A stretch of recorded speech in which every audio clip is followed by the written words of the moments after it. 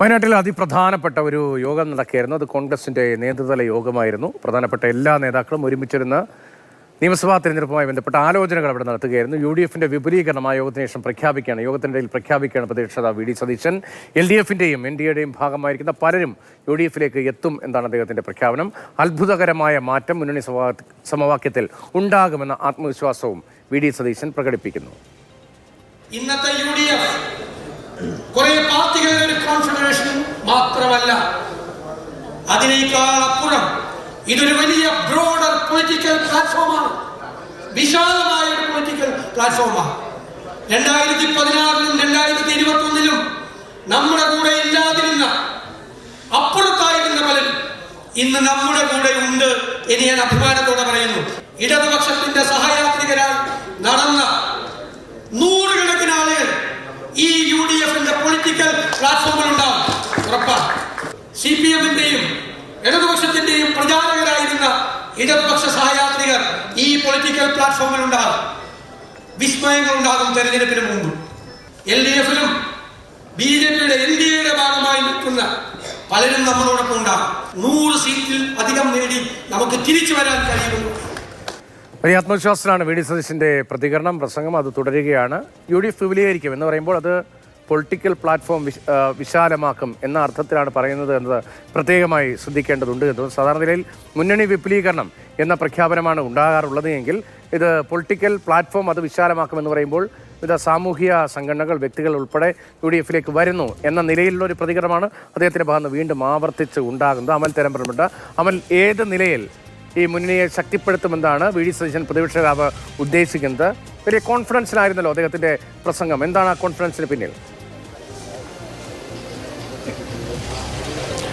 വലിയ കോൺഫിഡൻസിലാണ് ഈ ക്യാമ്പ് കഴിഞ്ഞ കോൺഗ്രസ് നേതാക്കൾ സുൽത്താൻ ബത്തേരിയിൽ നിന്നും മടങ്ങുന്നത് എന്ന് തന്നെ പറയാൻ കഴിയും. VD സതീശൻ്റെ നേരത്തെ പ്രതികരണത്തിൽ 100-ലധികം സീറ്റുകൾ നേടും. അതിന് അടിസ്ഥാനപരമായ ചില കാരണങ്ങളുണ്ട്. മുന്നണി വിപുലീകരണം വളരെ പ്രധാനപ്പെട്ട ഒരു വിഷയമാണ്. NDAയിൽ നിന്നും LDFിൽ നിന്നുമെല്ലാം കൂടുതൽ കക്ഷികൾ എത്തും എന്നുള്ളതാണ് VD സതീശൻ പറഞ്ഞു വയ്ക്കുന്നത്. ആ വിഷയത്തിലേക്ക് നമുക്ക് വിശദമായി വരാം. K മുരളീധരൻ ഇവിടുന്നും മിക്കവാറും നേതാക്കളെല്ലാം മടങ്ങിക്കഴിഞ്ഞു. അവസാനത്തെ ആളുകളിൽ ഒരാളാണ് K മുരളീധരൻ. ഇവിടുന്ന് മടങ്ങുമ്പം എങ്ങനെയുണ്ട് ഒരു ഫീൽ? വളരെ ഒരു കോൺഫിഡൻസോട് കൂടിയിട്ടാണ് മുന്നോട്ട് നീങ്ങുന്നത്. 100 സീറ്റെന്ന് വെറുതെ പറയുന്നതല്ല, അതിലേക്ക് നടന്നെത്താനുള്ള എല്ലാ കാര്യങ്ങളെക്കുറിച്ചും ഒരു വ്യക്തമായ ധാരണയോട് കൂടിയിട്ടാണ് ഈ ക്യാമ്പ് അവസാനിക്കുന്നത്. മുന്നണി വിപുലീകരണത്തിൽ വലിയ ചലനങ്ങൾ സൃഷ്ടിക്കപ്പെടും എന്നാണ് K മുരളീധരൻ രീതിയിൽ ഇപ്പോൾ അതൊക്കെ ഇതിൻ്റെ ഭാഗമാണ്, ഇലക്ഷൻ തന്ത്രങ്ങളുടെ ഭാഗമാണ്. പക്ഷേ കോൺഗ്രസ് ഇപ്പോൾ എടുത്തുള്ള സമീപനം ആരെയും പുറകിൽ പോകില്ല, പക്ഷേ എന്നാൽ അതേ സമയത്ത് വരുന്നവർ സ്വീകരിക്കും. അതാണ് UDFിൻ്റെ നയം. ലീഗ് കൂടുതൽ സീറ്റുകൾ ആവശ്യപ്പെടാൻ ലീഗും കോൺഗ്രസ് എല്ലാം പരസ്പരം വിട്ടുവീഴ്ച ചെയ്തുകൊണ്ടാണ് ഞങ്ങൾ ഈ കഴിഞ്ഞ 54 വർഷം മുന്നോട്ട് പോയിട്ടുള്ളത്. അതുപോലെ തന്നെ ഇത്തവണയും വളരെ സുഖമായിട്ട് സീറ്റ് ചർച്ച ഞങ്ങൾ പൂർത്തിയാക്കും.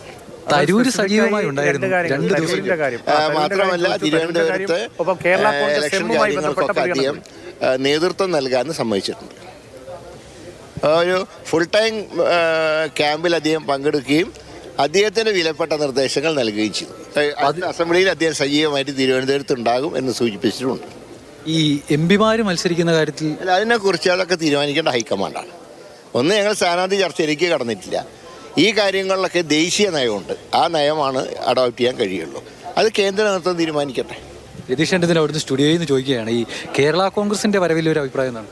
അല്ല, ഞാൻ പറയുന്നല്ലോ, ആരെയും പുറകെ പോകാനില്ല, എന്നാൽ വരുന്നവരുടെ മുമ്പിൽ വാതിൽ കൊട്ടിയടക്കില്ല. ആ നയമാണ് കോൺഗ്രസും UDFും സ്വീകരിച്ചിട്ടുള്ളത്.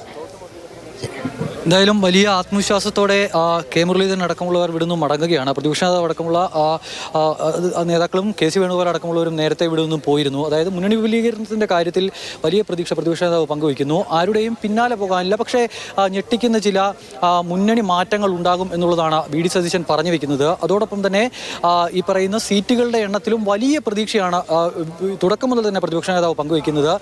ആ പ്രതീക്ഷ തന്നെ ആവർത്തിക്കുന്നു. ആദ്യ സമയങ്ങളിലൊക്കെ VD മാത്രമാണ് ഈ പറയുന്ന അന്ന് 100 സീറ്റിനപ്പുറം എന്നുള്ളൊരു പ്രതീക്ഷ പങ്കുവച്ചിരുന്നതെങ്കിൽ ഇപ്പോൾ ഈ ക്യാമ്പ് കഴിഞ്ഞിറങ്ങുമ്പോൾ കെ മുരളീധരൻ അടക്കമുള്ള നേതാക്കളും ആ ഒരു പ്രതീക്ഷ പങ്കുവയ്ക്കുകയാണ്. ലീഗുമായുള്ള ഈ സീറ്റ് ചർച്ചകളൊക്കെ അധികം വൈകാതെ തന്നെ ആരംഭിക്കും. ഇനിയിപ്പോൾ 20-ാം തീയതി കഴിഞ്ഞ് എപ്പോൾ വേണമെങ്കിലും ആദ്യഘട്ട സ്ഥാനാർത്ഥി പട്ടിക ഉണ്ടാകാം. അതോടൊപ്പം അതിനുശേഷം ചർച്ചകളും സജീവമായി ഉൾപ്പെടെയുള്ളവരുടെ പട്ടിക, പ്രധാനപ്പെട്ട നേതാക്കളുടെ സിറ്റിംഗ് എംഎൽഎമാരുടെ പട്ടിക ഈ മാസം പകുതിയോടുകൂടി തന്നെ അപ്രതീക്ഷിതമായി നേരത്തെ തന്നെ കോൺഗ്രസ് പ്രഖ്യാപിക്കാനുള്ള സാധ്യത ഉണ്ട് എന്ന വാർത്ത നേരത്തെ തന്നെ വന്നാണ്.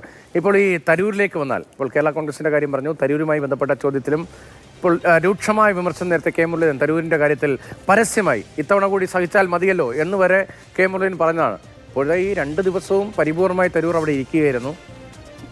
ക്യാമ്പിനിടയിൽ മാധ്യമങ്ങളോട് വന്ന് പറയുകയാണ്, എനിക്ക് പാർട്ടിയിൽ നിന്ന് വ്യത്യസ്തമായ ഒരു ലൈനില്ല, ലേഖനമാകെ വായിക്കാത്തത് കൊണ്ടാണ് ചിലരൊക്കെ പ്രതികരിച്ചത്. പാർട്ടിക്ക് പരിപൂർണമായി വിധേയനാവുകയാണോ, വഴങ്ങുകയാണോ? 2021 നിയമസഭാ തെരഞ്ഞെടുപ്പ് പോലെ കേരളത്തിലാകെ പ്രചാരണത്തിൽ തരൂരും ഉണ്ടാകുമോ? ആ പ്രശ്നം പരിഹരിച്ചോ ഈ ക്യാമ്പും?